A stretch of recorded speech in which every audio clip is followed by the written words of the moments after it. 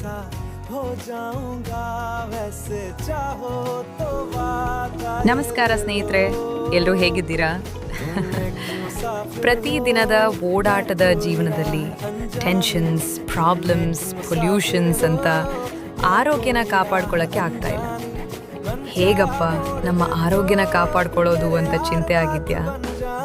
ಈಗ ಆ ಚಿಂತೆ ಮರೆತು ಬಿಡಿ.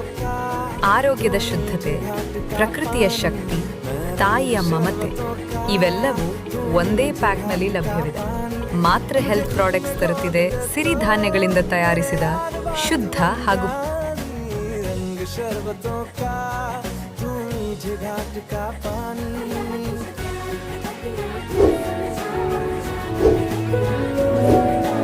Matru Samba powder brings you authentic traditional flavor, packed with natural proteins and nutrients.